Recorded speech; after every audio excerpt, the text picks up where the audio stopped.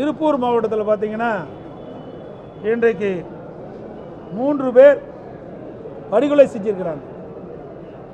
தினந்தோறும் தமிழகத்தில் கொலை, கொள்ளை, வழிப்பறிவு, பாலியல் கொலை தொடர்ந்து நடந்துட்டு இருக்குது. நானும் தொடர்ந்து அறிக்கையின் வாயிலாக வெளிப்படுத்திட்டு இருக்கிறேன். ஆனால் இன்றைய முதலமைச்சர் திரு ஸ்டாலின் தலைமையில் இருக்கின்ற அரசாங்கம் அதை கண்டுகொள்வதில்லை. சட்ட ஒழுங்கு கேள்விக்குறியாக இருக்குது.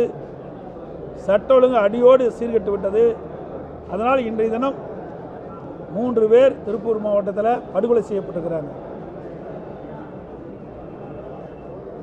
அதோட இன்றைக்கு ஜிஎஸ்டி வரி, வாடகை கட்டணத்தும் ஜிஎஸ்டி வரி வசூலிக்கப்படும் என்று அறிவிப்பு கொடுத்துருக்கிறாங்க. இன்றைக்கு அதை குறித்து வியாபாரிகள்லாம் போராட்டத்தில் ஈடுபட்டிருக்கின்றாங்க.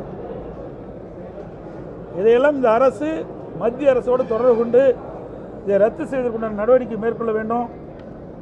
ஏன்னா கொரோனா காலத்தில் வணிகர்கள்லாம் கடுமையாக பாதிக்கப்பட்டுட்டாங்க.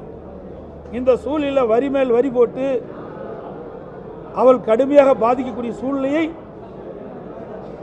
இன்றைக்கு மத்திய மாநில அரசு ஈடுபட்டு என்பது வேதனைக்குரியது. எனவே மத்திய அரசை வலியுறுத்தி இந்த ஜிஎஸ்டி வரியை குறைப்பதற்குண்டான நடவடிக்கை மேற்கொள்ள வேண்டும் என்று இந்த விடியா திமுக அரசை கேட்டுக்கொள்கிறது.